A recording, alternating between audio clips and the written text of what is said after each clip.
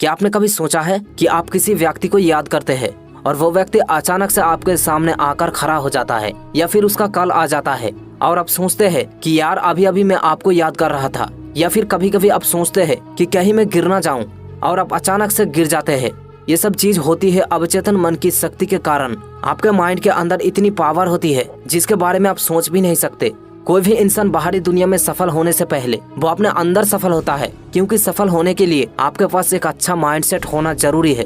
Tony Robinson ने कहा था, आपकी सफलता में केवल 20% वर्क होता है, बाकी 80% आपका माइंडसेट होता है। इससे आप समझ सकते हैं कि आपकी सफलता में एक अच्छे माइंडसेट का कितना योगदान होता है। यदि आप अपने लाइफ में सफल होना चाहते हैं तो आपको एक अच्छा माइंडसेट बनाने की कोशिश करनी चाहिए, ताकि आप किसी भी सिचुएशन में सही डिसीजन ले सके। और एक अच्छा माइंडसेट बनाने के लिए आपको सबसे पहले ये जानना होगा, ये सीखना होगा कि आपका माइंड कैसे काम करता है। हमारे माइंड का जो मेन इंग्रेडिएंट्स होता है जिससे हमारा मन सबसे ज्यादा प्रभावित होता है वह हमारे थॉट्स है।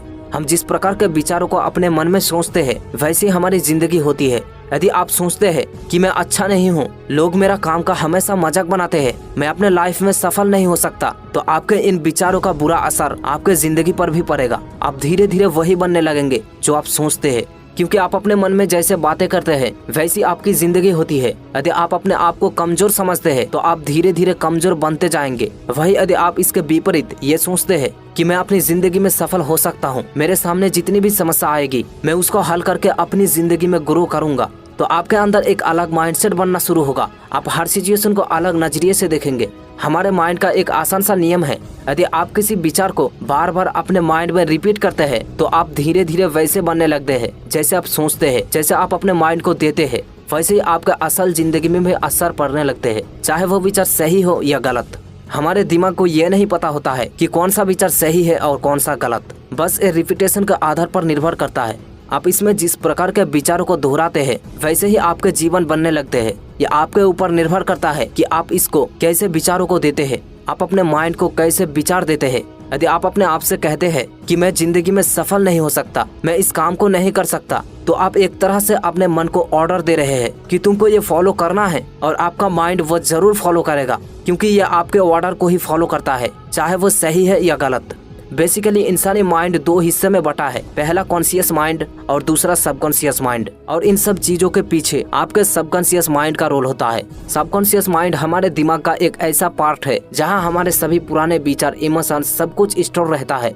यदि आप अपने माइंडसेट को बदलना चाहते हैं तो आपको सबसे पहले अपनी पुरानी विचारों की प्रोग्रामिंग को बदलना होगा और उसकी जगह एक नए प्रोग्रामिंग को बनाना होगा। लेकिन कोई भी नए प्रोग्रामिंग को बनाने से पहले ये जानना जरूरी है कि कैसे कोई नए विचार हमारे मन में प्रोग्राम होता है।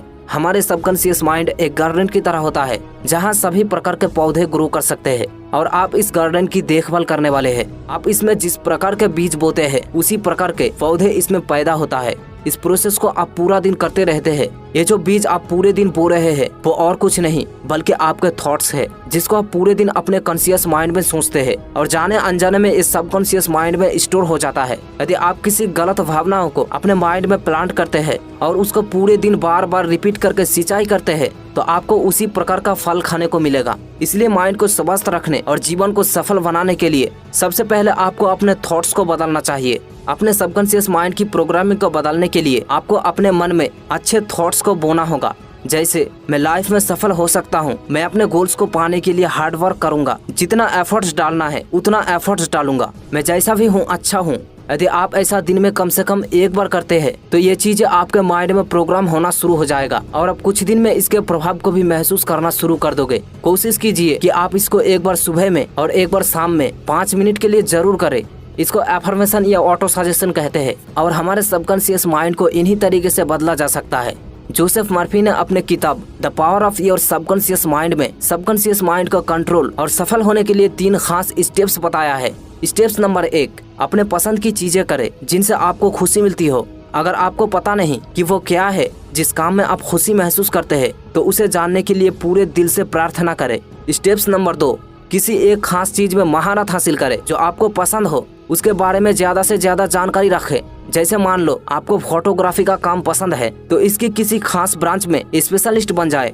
स्टेप्स नंबर 3, जो भी आपको पसंद हो वह सिर्फ आप तक सीमित ना रहे, अपने पसंद से दूसरों का भी भला करे। सो आज के लिए इतना ही।